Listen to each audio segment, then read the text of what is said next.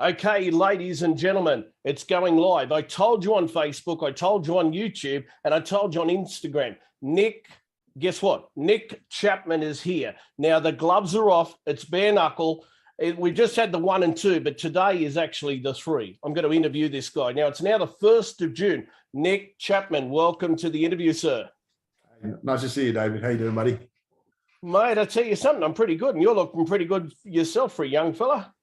Yeah, not as young as I used to be. Well, these things happen. But Nick, let's get stuck into this because I've heard a lot of people interview you on the internet and that, and a lot of the interviews have been great, don't get me wrong, but they haven't really got to the crux of some of the questions I want to ask you today. So if I can be very raw and straightforward with you today, is that cool with you? Dude, you can be as raw and as straightforward as you want, as long as you're willing to pay the consequences. Well, you live up the road from me, so I just been a lot exactly. And kind of put mesh across the ceiling. Well, there again, you've been fighting in mesh things for years. So. Okay, listen, before we actually start off today, congratulations on your marriage and your little son, Hunter. I went to the BKFC to support you as my mate and that. And all jokes aside, mate, your wife's a beautiful, stunning lady. But I'll tell you something, Hunter stole the show.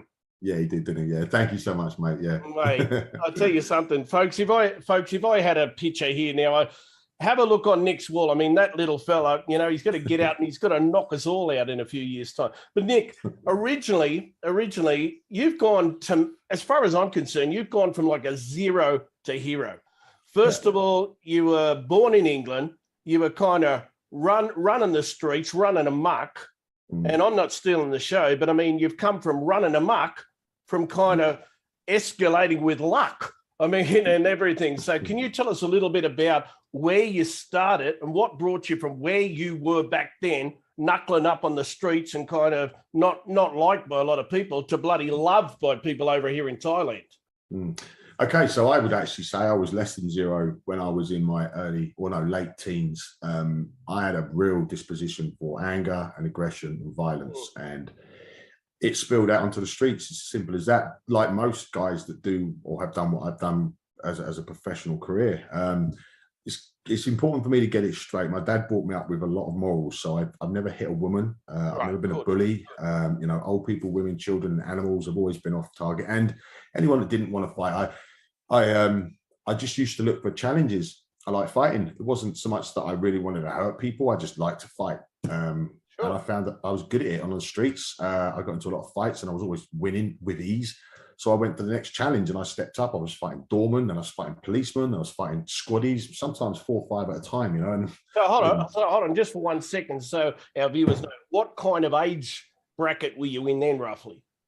Okay, so I started getting into a lot of trouble, I guess, at around 19 years old, and it went on for a few years. Yeah, it was a very tough time in my life. I was struggling with anger and aggression quite a lot. So. Did that, if you don't mind me asking, did that come from like the family thing or just within Nick Chapman himself? Or what do you think, where do you think that escalated from? See, that's a really interesting question, because I've been through probation. I've been through the teachers, police, the courts as a young man, and they all asked me the same question. They put me through these tests, and you know, my dad was an amazing man. He worked very hard. He never hit us. He never abused us. We had the best life. I had a great mum, had great family, and they're like, So what the fuck's wrong with you then? And I'm like, well, that's what you're getting paid to tell us. So, okay. So they didn't figure out, and I know. So I know you don't know, but if you did have a choice and you did think back to it. And I know you don't know, but if you did know, what do you think internally, or what do you feel caused it? I can tell you exactly, to be fair. So I had problems at school. I used to struggle with a syllabus. So I've got quite bad dyslexia, learning difficulties. Well, it's actually a blessing. But early on in life, everything was just a problem. It was trouble. It was hassle. I didn't understand it. My anger was actually what now drives me to be successful, but back then it was a problem. I've learned how to channel it. I've learned how to learn. So all the problems I had as a young lad that made me angry have gone now. I found ways of challenging everything. So it was purely because I felt stupid at school and I knew I wasn't. So I'd rather than be called stupid, I got myself expelled from schools and I ended up on the streets just causing trouble, which generally was more fun. As you do.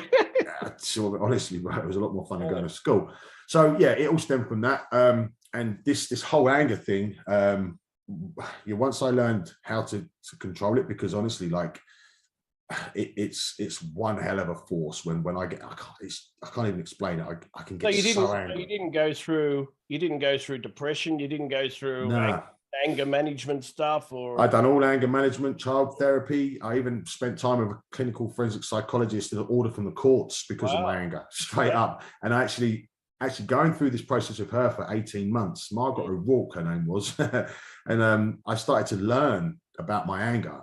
But I realized that if I'm going to give this up, I'm losing a massive part of me that makes me successful. And I wasn't prepared to do that. I said to her, I'm not giving you it. I'm keeping it. I'm going to learn how to cope with it, and I'm going to learn how to channel it. And that's what I did. And when I did that, what that sounds like to me now is, as much as they might be specialists, and if you ever listen back, all those people, hi, Nick still loves you, I promise. But all jokes aside, change comes from within. And you literally changed yourself better than anyone could ever change you. Yeah, hardest fight I've ever had. Yeah. So what was the main thing that really, truly, I told you I'd hit you hard today. What was the main thing that really made you change? Honestly, it was me. Yeah, wow. It was me. I realized I had to. I went on a self-development program and I started looking at myself introvertly, like introspectively. And I realized that all the problems I ever had in my life were my fault. They were my decisions and the consequences of my actions. So I said to myself, well, if I can create that much stress, anger, and misery, if I change my mindset, then I can create the complete opposite. And that's exactly what I did. So I just went on a major life-changing, phase, really. And I learned to control my anger. Well, I remember when you first moved to Thailand, like you went through there. And to me, I was going to ask you why you're uniquely qualified to be able to run BKFC Thailand. But I mean, from my point of view, correct me if I'm wrong, knock me out, give me an elbow. It's not bare knuckle. You can give me the elbow if you want. Basically, so you are uniquely qualified because, one, you were a fighter. Well, you're a thug before a professional fighter. And then you went from fighter and trainer and all that. Then you went to referee. Mm-hmm. Right, and now you've gone from referee, etc., to consummate professional business owner, and you went from zero, where people like got pissed off, didn't like you and stuff like that because of, as you said, internal stuff. And now I walk into the BKFC 1 and 2 and that, and people are looking, oh, there's Nick. You've gone from zero to someone that people are like, oh my God, they love being around. And I'm watching. I didn't even see you at the end of the fight. You owe me one. I didn't even get a bloody photo. They're lined up with you, not even with the fighters. They're lined up with Nick Chapman. But what's the bloody change? I mean, now you've gone, it's like polar opposites. There's one thing about me that people don't know. There's a couple of things. So I'm obsessed with study. I'm an infomaniac. I have to learn. Cannot, because it goes back to the days at school when I just felt stupid, and I hated that feeling more than anything. So I've spent my entire life studying, and what people don't know is I've actually had a lot of very successful businesses. My dad brought me up to be an entrepreneur, and I just study. I'm also an insomniac. I don't sleep. I sleep maybe 3-4 hours a day, and I'm happy with that. And when I'm not sleeping, I'm studying. So I spend my whole life making sure in every way I can, I'm improving myself. If there's something I'm not completely sure about, I will study it until I know it. And I'll make sure that I do it to the absolute best of my ability every time. So that's how I think BKFC has become a success, because it stands out, as you've seen, to any other event you've seen in Thailand. Sure. Well, let's put it this way. You know yourself, you and I, it's funny, folks, when you're watching this live interview today, I travel the world teaching internet marketing. Nick's done websites and that. So in that regard, we're very similar. When it comes to putting the gloves on, no, I'd run. You know what I mean? Contrary to what I might have said in Facebook and YouTube, I would run because he's a tiny bit bigger than me. But all jokes aside, I mean, how did BKFC, like, of course, Dave and the boys are doing an immaculate job in America and that, but why Nick Chapman? Why Thailand? And, why now?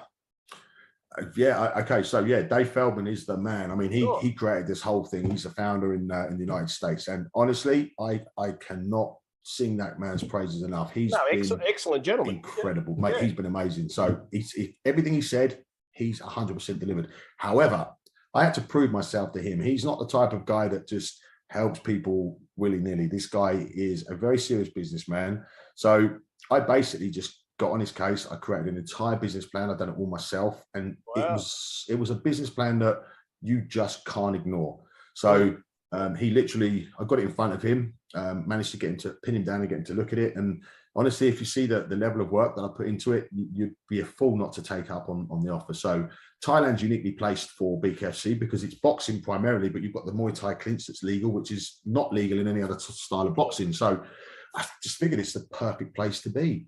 And as for me, why Nick Chapman? But why Nick? Out of everyone, like, you're not going to tell me that Dave. Let's be real, Nick. You're not going to tell me that Dave didn't have lots of proposal all over the world, because Feldman's a very, very smart businessman. I mean, he's running a brilliant event and brilliant company. But why Nick Chapman? Like, what do you think made you stand out heads and shoulders above everyone else when your proposal hit his desk? Okay, well, first of all, I always make sure that when I send a proposal, it looks better than everybody else's. Right. Okay. I'll make it look great. I'll spend hours designing it, making it look special. Something about it will stand out, but that's not enough. You know, the content, the strategy. But me as a person, I don't think there's anyone who's as well qualified to do this anywhere in the world other than me. So, and I mean that because my experience in the fight game is extensive, right back 25 years. I mean, I've done everything from running gyms to managing fighters and working all the biggest events. I had a venue myself where we'd run on average 20 to 25 events a year. Wow. Then there's my business acumen. Also, like you said before, I'm qualified in graphic design, web design, digital marketing. We're really competition, folks. yeah. No, you're the man. You're the man with that. I mean, you're the man with this one. Yeah, I'm way behind you on that, but I still have a very good understanding of so many different things. I mean, I can do everything from matchmaking, setting up the production, to marketing the business. It's you know, I don't think there's many people that can do as much as I can. And then, of course, the passion comes through. I mean, literally, I just didn't leave. I was going to say, if I was Dave Feldman sitting there, I know your graphic skills. I know your PowerPoint skills. I've seen your slides, even though you don't know. I've seen your slides and all that. And I think I don't know, Dave Feldman, if you're watching this, you should. And if you're not, you should be watching it, Dave. But the thing is, yeah, he will. But as far as I'm concerned, I mean, I guarantee your passion, your persistence, and your perspiration, your dedication, it's like a million. It's not just, hey, Dave, I want to work with you. That's... No. You know, every man, his dog probably presents a solution. Dave's going, yeah, well, tell me why. So as I said, 1, you've been on the streets. 2, you've been in the rings. 3, you've been in the gym. And we'll talk about fight science and all that kind of stuff later. See, I've done my research. But the thing is, I think you stand out head and shoulders above everyone else because of, and I think your due diligence. Yeah. Really, because I know when I talk to you, I mean, you don't leave a rock unturned. You're the kind of guy who's very quiet, but when you do say something, you've researched it, and there's no way you're going to knock you down. No, you're absolutely right. I mean, listen, I don't open my mouth unless I know exactly what I'm talking about. And I will spend hours and hours and hours reading, studying, researching so that I can open my mouth and say something. So then you are uniquely qualified to be able to say what you're saying with truth. Yes, absolutely. Absolutely. I mean, I'll put my hands up if I don't know something. No. Well, one thing I notice about you since I've known you, 1 is your loyalty. Yeah. 2, your honesty. Yeah. 3, I don't want you to cry, your dedication, your love and your support for your beautiful wife. Yeah. And she gives it back.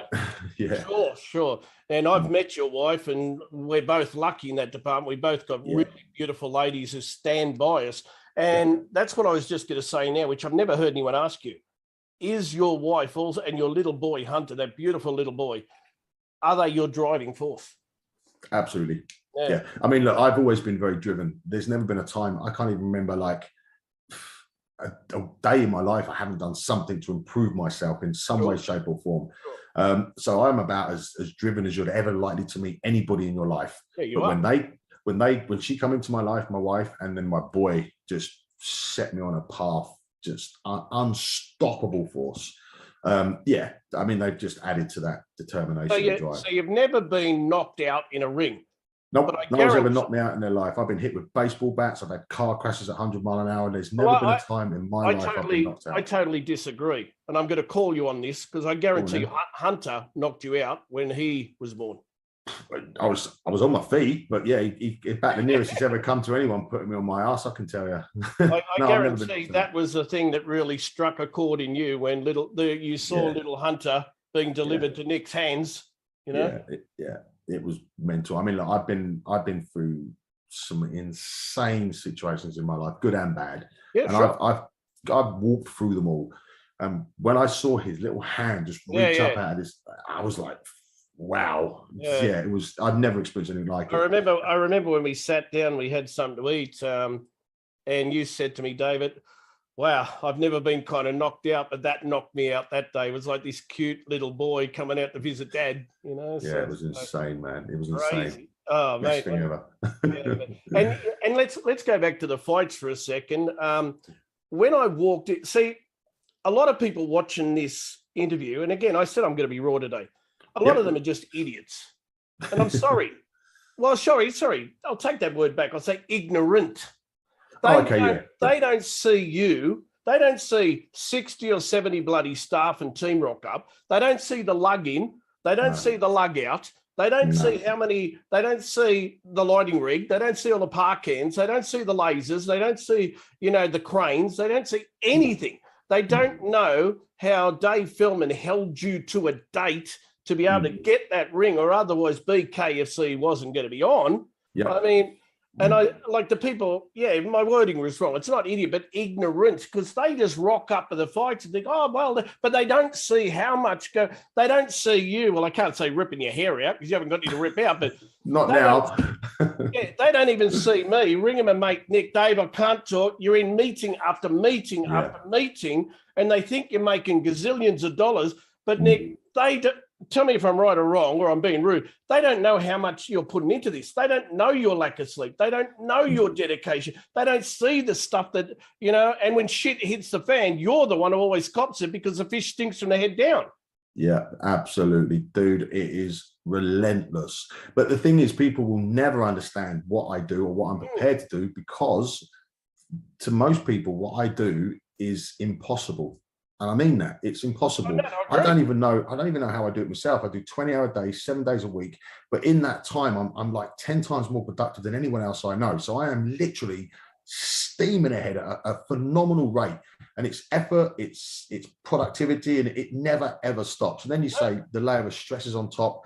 People will never understand it. So I don't judge them for it. I do get annoyed sometimes when people start making assumptions and telling me I shouldn't run my business, because there's no. I reckon if anything, unless they've been there, done that, bought the t-shirt, which they haven't, they should learn to like zipit.com before they start talking, because the thing is, they don't know the level of stress you're under. They don't know how many fighters ring you. They don't know how many people like mates like David ring you. They don't know how Kun Golf at the Royal Cliff ring. They don't know, but they assume what they know, and they assume that you could pick up the phone, whatever, but you haven't even got time to you haven't even got time to even talk to yourself. It is insane, And anytime I have got spare, I try to spend with my family, which is a struggle. But it's actually really nice hearing you say that, because I know you always call me, and when we talk, you're one of the few people that understands. You get it. But the other person who's really good, Dave Feldman, because that man's done it even harder than I have. He's done it harder than me. He started a sport which everyone said would never take off. He was the one who got it sanctioned in the United States. I mean, that man, it's like, I don't even need to, it's like preaching to the choir. That man knows exactly what I go through. And what I love about the guy is he always reassures me and tells me what a great job I'm doing. He understands it. And that little bit of reassurance just boosts you even more.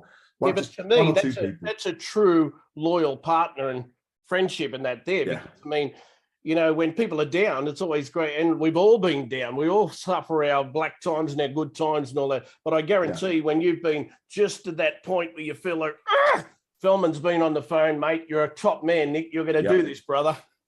Absolutely. Honestly, Dave is the man. It's just a small message.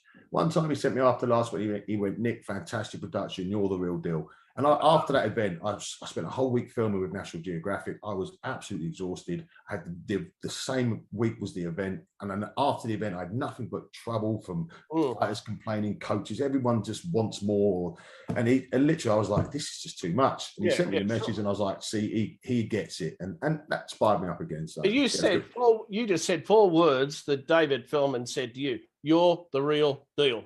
You're the real deal. Yeah. And the thing is, 4 words like that sometimes can pick you up. Well, tell me if I'm wrong. Pick you up from here and take you up to here just because you think, shit, someone really believes in me. Yeah, absolutely. And it's the one person you want to believe in, is a person that you're working hard to support, and he supports you back. So absolutely. And I tell you what gets up my nose, but Nick. And again, if anyone's listening, well, tough luck. You know where I am. You know, I'll make sure Nick's at my door. But here's the thing: I see the fights here, and I see how much you're going through, and I see the smile, but they don't know in the reticular activating system. They don't know everything's all buzz, but the smile comes out just because I think it's painted on. Because. But then someone loses a fight because a punch hits before a head, or a head hits before a punch, or both hit at the same time. And then they come running to you where realistically it's out of your control. Am I right? It's absolutely out of my control. And it says in the contracts, like, I have no involvement with the officiating. I'm running an event. When we go live, it's go, go, go. We've got a queue system. I haven't got time to stand ringside and discuss a bad decision by one of my officials. Listen, human beings. Or a good decision, whatever. Or a good one, but sometimes people make mistakes. I didn't even see half of what's going on. So that's a sure way. When I ask you one time to speak to me about this later, and you ignore me and you carry on, and I ask you a second time, you're not getting a third time. I'm going to lose my shit, because. And then there'll be 12 fights on the roster, folks, not just 11. Chapman will be. Yeah. No joke as well. I'm just not got the time for it. I ain't got the patience for it. So, and generally it comes from people that should know better. It does happen. Oh, yeah. But I think on the night, the cameras, lights, action, hot, suits are on, everything like that. Sometimes people get a little bit hot-blooded, and fighters are definitely not hot-blooded, unique individuals, are they? No, I guess not. No, but I thought, well, I didn't think. I know the last fights. I don't know how you're going to better the last one, the BKFC 2, because that was phenomenal. Yeah, now, you tell me, BKFC 1 was great. Yeah. BKFC 2 was, I feel, much, much better. So how are you going to up the game? Because Chapman keeps on going from level to level to level. Like, what are you going to do next time? You're going to give away Ferraris or something? No, I won't even go into Porsches or Ferraris with you, but what are you going to do then? Dude, like everyone said after the first event, like, you're going to struggle to beat that. I blew it away. The second event blew away. Honestly, I've got news coming that is going to rock the entire world. I'm not even exaggerating. Like, you guys think, he's a promoter, he's hyping it up. I shit you not. When I announce what I've got coming up for the next few events, it's gonna ripple right across the globe. It's that impressive. So I'm not going to tell you anymore, man. I'll tell you off the record, but I can't tell you on the record. Well, I know a few things that happen, which I know you can't publicly disclaim. No, not yet. And folks, let me tell you, the things that Nick has disclosed to me privately, I talk all day. That's my job. But the thing is, those things, no, it has to be tightly because of contractual obligations. Yeah. But as far as I'm concerned, Nick, what you said is coming up with your main sponsor with Singer and everything like that, it's phenomenal. And people should be watching this channel. Don't turn off this channel. Don't turn off this, because to me, not if that comes through, because I know there's no if. That's when this comes true and when it comes into fruition. I mean, wow. I mean, geez. Dana White's going to be looking at it. He's going to be following you. He's going to be on your kind of like list, I reckon. No, dude, I absolutely believe that even the likes of Dana White are going to hear about what I'm about to do in Thailand. It's going to be like history in the making. It's world news. And I've got many more things planned. We've just had an amazing meeting with Big Cub. Yes, I saw. Yes. So there's some great things happening with them. I mean, they got some crazy ideas I never even thought you could do with combat sports. So that's all going to happen. There's loads of things, man, loads of things. And let's put it this way. I know Kun Golf at the Royal Cliff is your partner in the events now. Yeah. So does that mean for all of us watching BKFC, does that mean every single BKFC is going to be inside Peach at Royal Cliff, or are you expanding in Bangkok and Chiang Mai and England, or what are you going to, if you're allowed at the moment to say that? Yeah. No, I can tell you. So, look, first of all, thank you for mentioning Kun Golf. My business partner has become... Great guy. Honestly, like, he's become like a brother to me. The guy is just amazing. He's supported me in every step of the way. I get a lot of credit. People say what a great job I'm doing. And obviously, I'm very grateful for everybody for saying that. But I couldn't do it without this man, honestly. He's just incredible. So he... And Kun Liz, Kun Melissa at the Royal Cliff and the team... When I went down there, you said to me, I mark your words, you said, David, you will not believe the support and dedication of the team. I don't call it the staff, the team at the Royal Cliff. And when I went down there, I was like blown away because you are 1,000,000,000% right. And even with my internet workshop, even though it's small compared to your amount of people in there, I've even booked in there because of what I saw and the quality and the caliber of the meals, the venue, the rooms, Melissa and Liz and Kungal. And I mean, oh my God, I'm just trying to think, how could you top that? Like, honestly. Well, look, I mean, you're right. The team that we have there are just incredible, and they support me so much. But again, it's my business partner. He owns the Royal Cliff Hotels Group. He owns the Peach, which is the convention hall that we use, which is probably one of the best, if not the best, convention centre outside of Bangkok in Thailand. It's great. So it will be our headquarters. We will always be coming back there, but we're going to Bangkok for the next one because the secret that I've told you, it'd be crazy for me to run that in Pattaya. This is such big news. We're going to run it in Bangkok. We're actually going Saturday to see a venue, and it's a lot bigger. So we're expecting. I might even hop in the car on Saturday to get first kind of look with you. I might jump in the boot without you knowing me then. I'll send you some photos. My wife's going to a Taradid on the weekend, so maybe I'll hop in the boot and you won't even know I'm there. Only a little fella just with a big belly, you know. You're always welcome, mate. Keep it secret. Thank you. I love you too. Here's one thing. I get all these people, Cavanagh, you two in the world doing internet marketing, but the bottom is you're not a fighter. And I'm thinking, no, but I've got a lot of friends who are. Lots of friends who are. And all the guys on your roster, I know them now, and they're all awesome dudes. And one thing I will say to you folks, Nick knows this because of his profession, but fighters don't usually like to fight. It's usually alcoholics or people with a bravado and an ego bigger than their amigo that fights. None of your guys, Nick, outside the ring, they're all really, and your lady fighters, they're all really, really cool people. Yeah, see, I think this is the misconception we get with the whole bare knuckle thing. I love the bare knuckle stigma because it brings people into the sport, but people are very surprised at the level of athlete we have. These are high level, world-class athletes. A lot of people, I don't think they realize that. They think they're thugs and they're the type of guys that you're going to whack you in the face when out on the night. But generally, most of them are very, very good people. We haven't got any really bad guys. There's a couple of guys that had a few scrapes, but generally they're really, really good. But like I know you. I know Ian Jacobs in Australia has been world champion kickboxing. Sharon Anyos, who is world champion, 5 times boxing champion. I know John Wayne Parr, who you know really well. Yeah, I know of him. Yeah, and George Fitzgerald in England and Ismail and all those guys.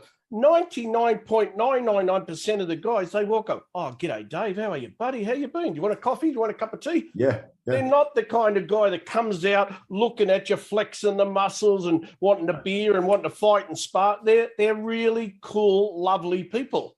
Yeah, we got nothing to prove, mate. We prove it day in, day out in the gym. And inside the ring. We've had our dignity stripped from us 100 times over in the gyms. This is when you go into a gym and you become a fighter, you only get to the level that we're at by getting your ass handed to you time and time and time again. And the more you get your ass handed to you, the more humble you become. Nothing to prove. Well, when you look at martial arts as the whole thing, it's supposed to be more, calm and everything like that. But talking about, I heard one guy at the fight, and I won't say his name because I know who he was, and I'm thinking, mate, if only you bloody knew the truth. They say bare knuckle compared to UFC with the small gloves, compared to boxing with the big gloves, which one is more detrimental to your health? Well, we've actually got scientific research carried out by one of the top medical scientists in the US, and it's conclusively proven that bare knuckle is actually safer for the brain than boxing, and it actually has less handbrakes than MMA. Wow. And if anyone thinks I'm lying, just message me and I'll send you the research paper. So when you really look at it, when we let our emotions get involved, we feel, it's probably the knuckles because we're just thinking, bone and skin. But realistically, what I was reading, and I read one of the articles as well, they're saying because the gloves are on, because the hands aren't hurting as much as that, there's a hell of a lot more punches, a hell of a lot more whatever. Yeah, absolutely. Look, right, when you're wearing 16-ounce gloves, as they do in most professional boxing, or 14s or 10s in kickboxing, you are able to hit a lot harder because the hands are padded. Now, what happens as well, because it's not a very clean, crisp shot, it's harder to knock people out of a set of gloves on. But what that does is it ricochets the brain off the side of the skull inside the head over and over and over again, which then causes brain trauma. Okay, that doesn't heal. Now, when you get hit with a bare fist, you go to sleep. And that's exactly what the brain is supposed to do. So this is why we're actually safer for the brain, because we don't have the same level of brain trauma.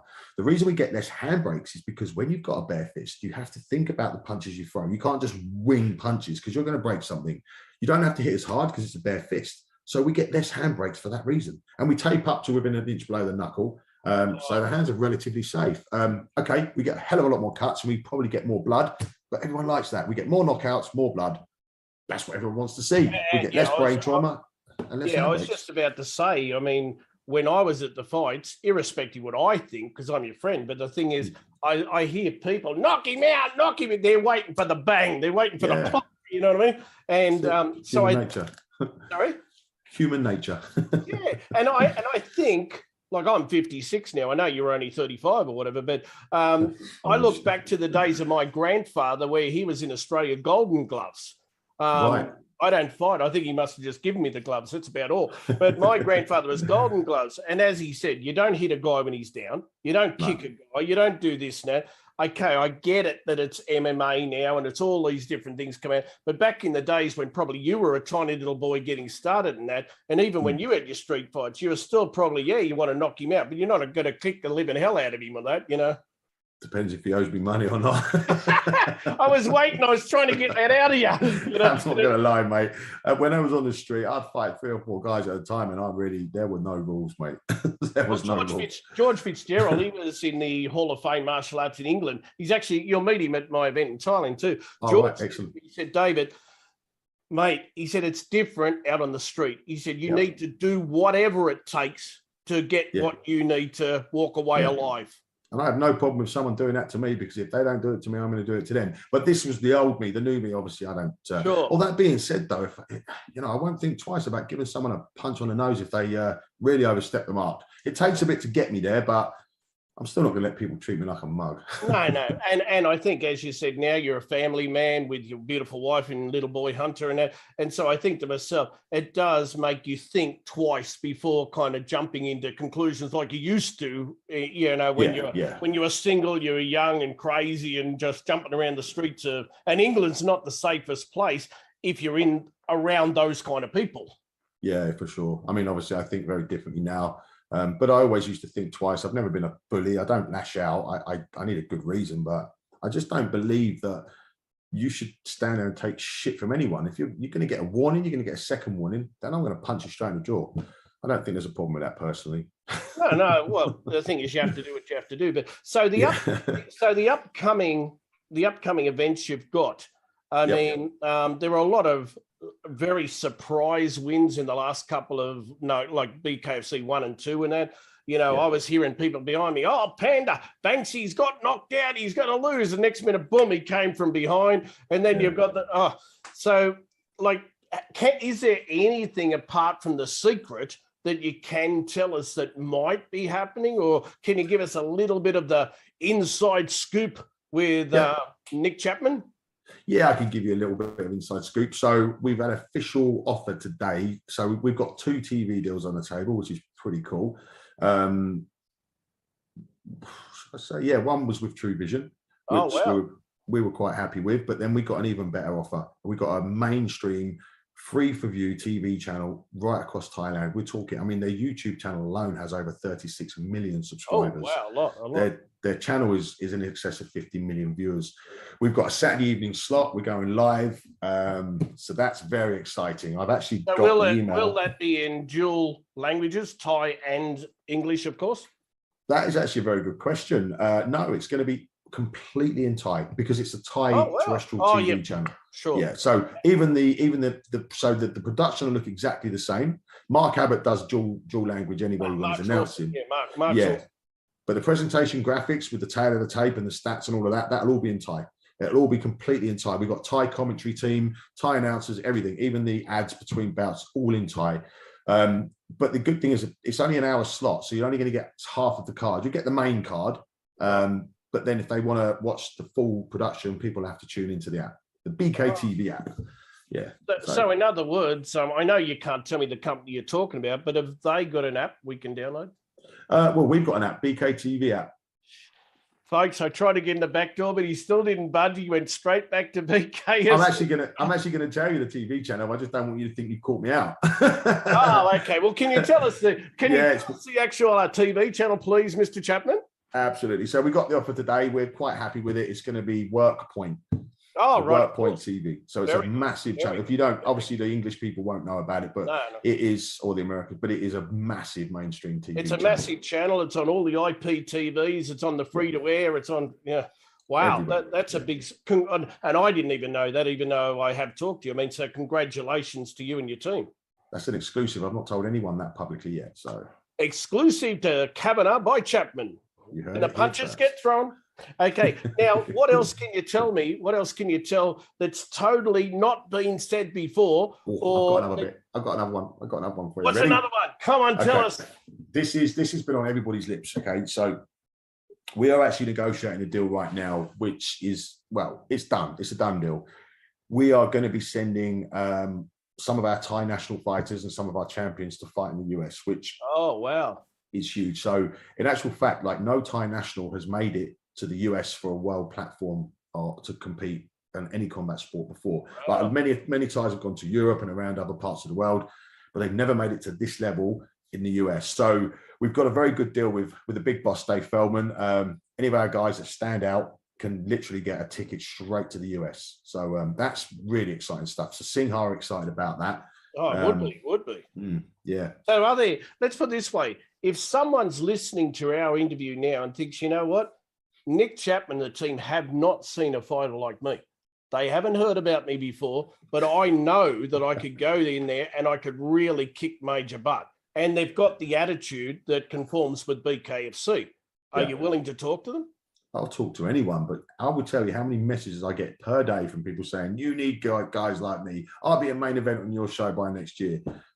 You probably won't, because then when you see the type of people you got to fight. So listen, our guys are the best in the world. We've got guys that have fought Card Chuek, which is bare knuckle Muay Thai. We've got guys that are champions in Letway, which is bare knuckle Muay Thai, body slams and headbutts. I mean, you're going to have to be quite special to surprise me. But hey, come at me. Let's see what we've got out there. We can put them on. Yeah, so if people want to talk to you, all they have to do is go to the BKFC Facebook group and send you a message, and by all means. I mean, so in other words, if they truly think without their ego that they shine, that they could be a very, very good candidate for working on your card, you're definitely open to suggestion. Yeah, I filter through fighters every single day, hundreds. Oh, really? Yeah. So the thing is, I feel, I don't know, I just get this feeling there's one other scoop that you haven't told me. Yeah, there is. I just feel, I don't know. Can you tell me? Yeah. Do you want it? Yeah. Okay. So it's my shout for the next dinner when we go out together. Is it your shout? Oh, it is. Yeah. Yeah. Cool. You shouted yesterday, so I'll shout today. Tomorrow, That's whatever. Right. I'm down for that. Okay. So we're going to go to the steakhouse at the Marriott, the Movenpick, because the scoop I'm about to give you is worth a Wagyu steak. Okay. Or the Royal Clip, because that's awesome. That's true. We go there. Okay, so yeah, we're actually starting an initiative, a campaign around Thailand, and we've got the support of some massive brands. I can't actually say who they are, but there's 4 of them right now. Singha is obviously very much involved in this. WorkPoint TV are very, very excited about it, and so were Big Cub when we had the meeting yesterday. We've got a couple more people coming into it. So we're actually going to start a campaign in Thailand called Fight for Peace, and you know the 2 street fight guys that fought in our last event? Yes. When they shook hands, I mean, these guys have had rivalry for years. Reem, wasn't it? Reem? Naeem and Marcel. Naeem, sorry, yes. Yeah. So we had a documentary crew film them, which will be out in about 6 months' time on one of the largest documentary-style TV channels in the world. So that's big in itself. But when we saw those guys shake hands and show each other that level of respect, so they come into the ring doing all their gang signs. They fought like absolute warriors. They fought fair. They fought hard, and they showed so much respect to each other. And it was a really, really good, solid fight. Amazing fight. I mean, look, we've got so many guys around Bangkok that fight on a street level. Now, the street level fights are actually really cool. They're well organized, but there's a deeper level. There's like a gang violent thing going on. And what we're going to do is we're going to actually go and see these guys, infiltrate these gangs, and we're going to offer them a platform to be a man. Literally, you've got a problem, get in there, put your hands up like Naeem and Mar saying, not only will we pay you more money than you earn in the space of 6 months, we'll put you on a global platform. You've got an opportunity to go up into the ranks, and you can be proud of the way you handled it. So you're taking them off the streets and doing it absolutely in a ring. Yeah, the conditions of this, look, you guys cannot fight on the streets. Right. And you have to accept the winner and loser, no matter what, and shake hands after. As long as they can abide by those rules, we've got funding coming at us, which we can really help change these guys' lives. Wow. And so is that still under the official BKFC, or is that a separate thing? No, it's all under the BKFC. Absolutely. So what we're going to do, we're still going to run our big events. We're still going to do the TV events, but we're going to run these Fight for Peace events in a stadium in Bangkok, which is slightly lower level, still a great production, still world class, still on all the frills. And we're going to roll them out quite regularly, and we're going to get them fighting and competing and literally putting their hands up and dealing with their issues like men. And, the guys that stand out are going to have many more opportunities. We're going to create training programs to help them, and there's going to be lots of funding going into that. So it is like the Contender Series, and it is like those kind of things where you're putting them in a spot where if they show awesome skills in that, they're moving from the street to your ring to the global stage. Absolutely. I mean, we're actually going to run a Contender Series for the high-level athletes as well. So these guys will only ever be matched at the level that they're at. We can't put them against a multiple world Muay Thai champion. Sure, but they'll always be at the level. We'll have a Fight for Peace title. We'll have a Fight for Peace level. Every event, maybe 2 or 3 fights. We'll have our own events just for them. But the funding we're going to put into these guys as well, outside of the ring, we really want to make a difference and change lives, and we want to take violence off the streets. No, that sounds great. And I applaud you and your team for doing that, because I think, well, I know when I hear that now, that's something that I think everyone would really get behind. And instead of just being violent, they're taking it out in the proper place where people can watch, and you're giving them a channel. And it's like you, when you really look at it, back when you were young. Exactly. So I think you're basically putting in exactly what you would have wanted back then. I needed. Different between the want and need. So the last fights, like out of 1 and 2 in that, I know they're both superb. Can you tell us, are any of those athletes, fighters, etc., going to be on the next card on 3? That's an interesting question. So, I'm looking at Panda Banks. I mean, why wouldn't I?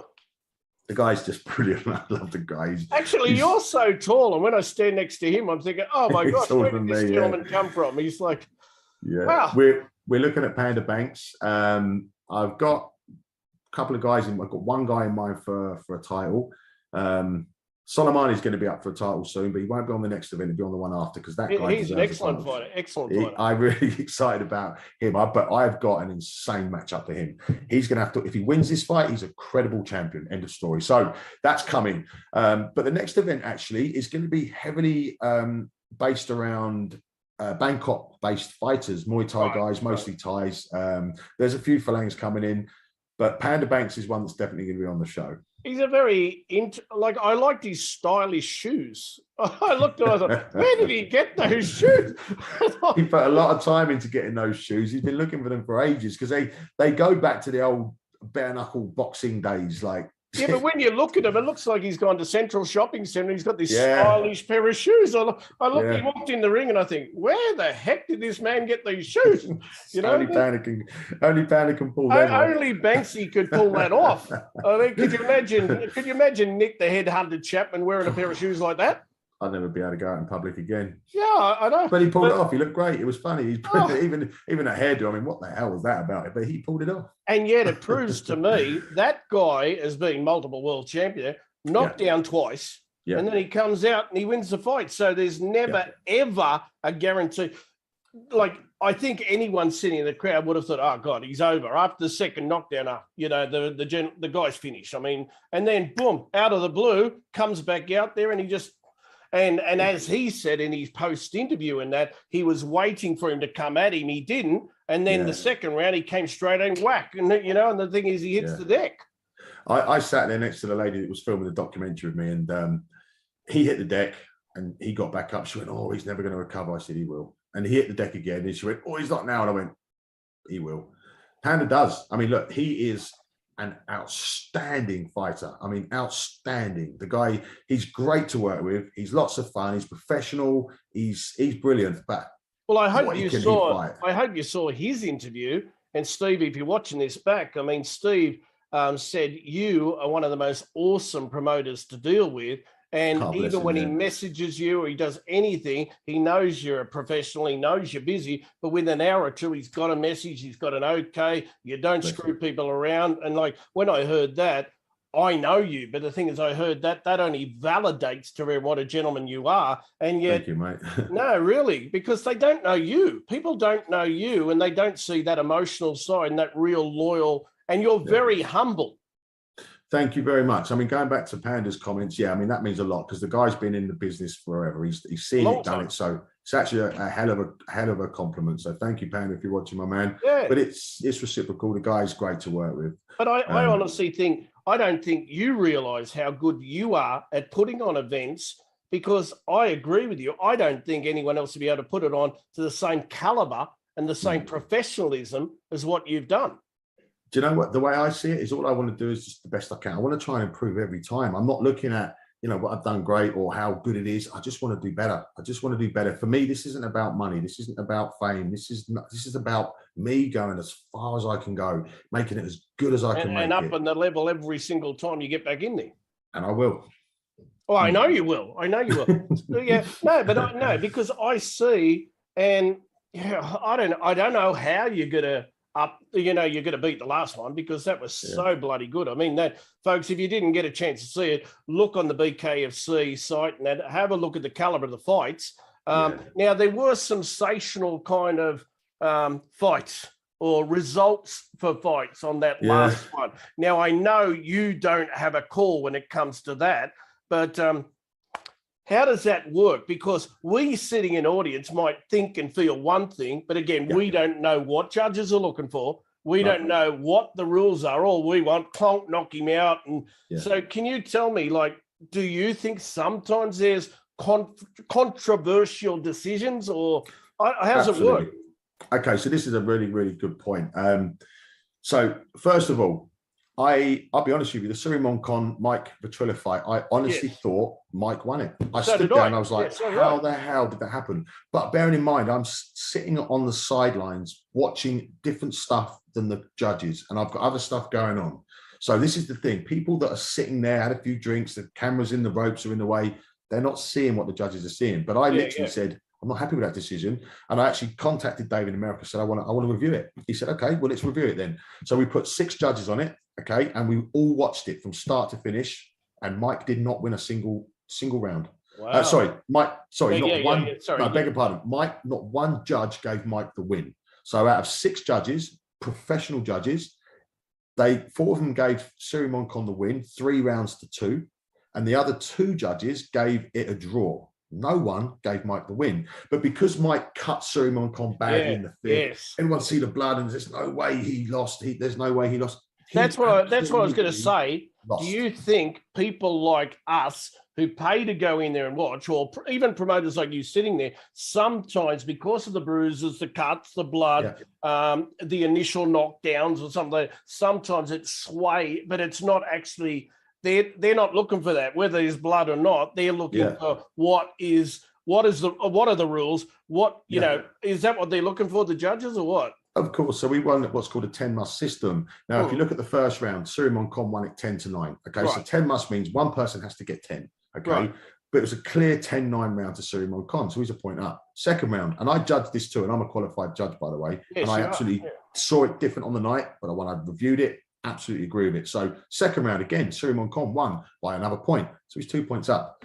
Okay, the third round, we gave it to Mike, 10-9. Okay, so now Suleiman Khan is 1 point up. Okay, the fourth round was where the problem was. Okay, some judges, when it was a draw, which it easily could have been depending on the criteria you're judging, because everyone judges slightly different. But 4 of the 6 judges gave it to,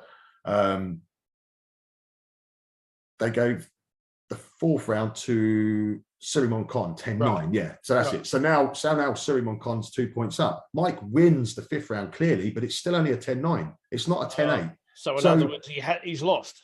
He's lost. He absolutely lost the fight. So in other words, we sitting there watching it, including you, a lot of times emotions get involved versus when you're watching back and logic and the rules get involved. Absolutely. You've got blindsided. And it hasn't got anything. So the decision at the end of the day, no matter if they yell, scream, throw things at you or whatever, which they'd be stupid to do, the bottom line is it's got nothing to do with you.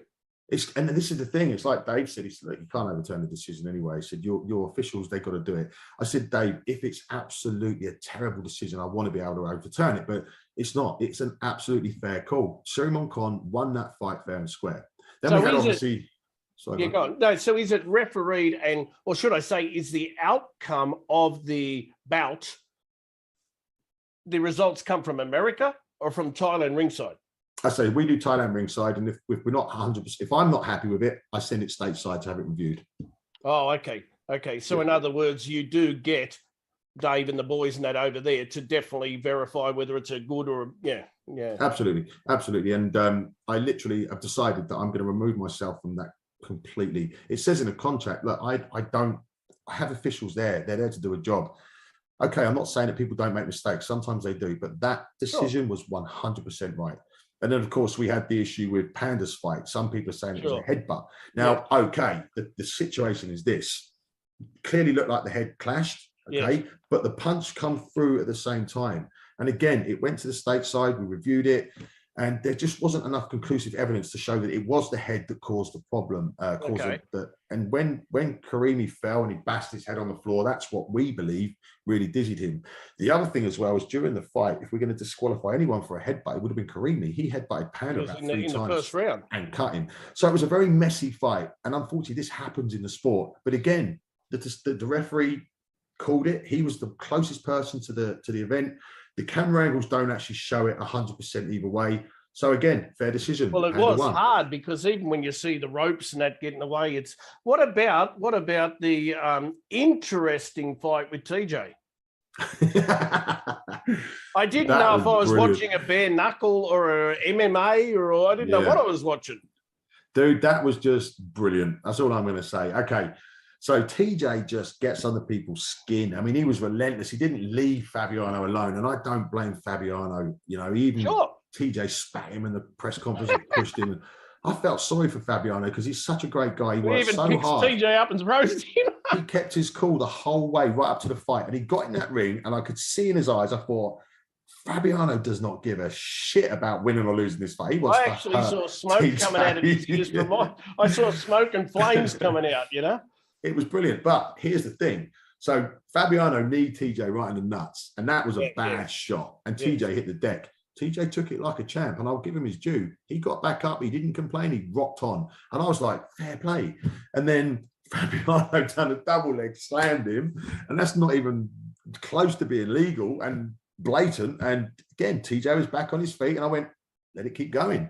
Then he got punched in the back of the head again. That's illegal. And I looked at the ref. I went, just keep it going. Like TJ's not complaining. Keep it going. I actually reckon because you left it going, illegal or not illegal, that was the kind of the crowd favorite fight of the night. That one. Dude, listen, we're in show business. Okay, we have to follow rules. We've got to make sure it's fair. We've got to consider safety. But at the end of the day, when a fight's going on like that and it's that entertaining, I would be a fool to deprive the crowd of that entertainment. I mean, what are we here for? And yet, before you started the fights, I was sitting with Nisrat, my wife, and Mitch, and the table that came with me. And TJ walked in the Royal Cliff, and he's playing with his little moustache, and he's just walking around. I said, "Oh, TJ, Dave, I'm a friend of Nick's." He goes, "Oh, g'day." I said, "Mate, you better win tonight." He said, "It's in the bag. It's already done. I've already got it." And I'm sitting there, and I said to Nisrat, "Man, he's confident. He's a real confident fighter, isn't he?"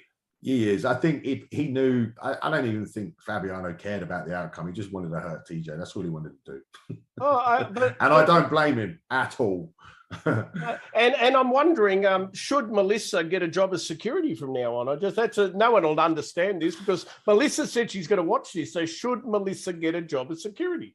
No, but she should always be by my side in case I need someone removed from the building. I thought I'd throw that one because I talked to her today and I said, Nick and I are doing a view. And I thought, so Melissa, no one else knows what we talked about there, but Melissa, No, but Nick, let's put it this way. It's been a pleasure talking to you. I want to come to the next fight. I don't care if it's in Konkan, Korat, Phuket. I don't care if it's in England. Mate, you're not going to get rid of me. I'm going to tap on the back seat of business class. Go, oh, shit, Cavanagh's followed me all the way to bloody Birmingham or wherever, you know? But dude, do you remember I literally announced the tables. You called me. It was probably the second person, Matthew Cole, the legend. He was the first, but you come in second. You went, I want a table. I want the best one you got. I haven't even filled it yet. I'll worry about that later. Bosh, done. And honestly, dude, I cannot thank you enough for that. And you said amazing. To me, oh, you need to pay this. And you said, oh, I said, I already have. Remember? Yeah, you just straight through. I was like, this is the type of guy I want to do business with. That's why we're always going to give you the utmost time and respect that we possibly can. No, I thank you. Well, listen, it's nearly hitting the hour now, and fights don't usually go this long. So I know your beautiful wife's sitting there waiting to cuddle her tirak. You know, that means lover and that in Thailand.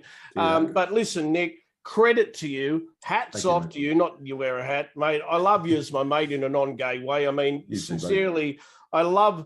You've come from like a zero to hero. Less than zero. You've come beyond zero to, and the thing is now, I know you, and the thing is, I know you're going to go from pillar to strength, and you're just going to keep going. And I don't know, it's like when you throw those punches back in the old days, you're not aiming for the head, you're aiming straight outside the other part of it. You know, I guarantee you will hit the wall, and you'll just keep going through the bloody wall. You know, you can guarantee that, yeah. Oh, and well, listen. For all the people watching this, thank you for tuning in live with Nick Chapman and I. I hope we've kind of got we got 3 or 4 juicy bit of gossip that's exclusive with Nick Chapman. And Nick, before you go, my event's on in September in Thailand, my internet event. I'd like you to tell this story at my event. Would you be up for that? I would love to, my man. Absolutely love to come and tell the story. I've got a few more. You might want to censor them a bit, but yeah, I'll be there. Well, we might want to put a few filters on them, but you always know that I'm there in the background, so you have to be careful, Nick.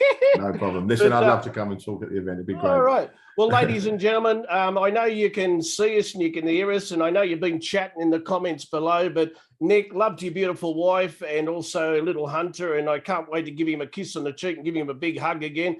To your team, Kun Golf, Melissa, Liz, Kun Mayor, the owner of the Royal Cliff, and for the up and up for the exciting new venues. And I guarantee you'll probably take this to England and overseas, but I better not say anything because I know you. It's not just Thailand you're going to conquer. London's already happening in July the 16th, but that's the big boss Dave who's taking care of that. I'm going to be taking care of Asia and this side of the world.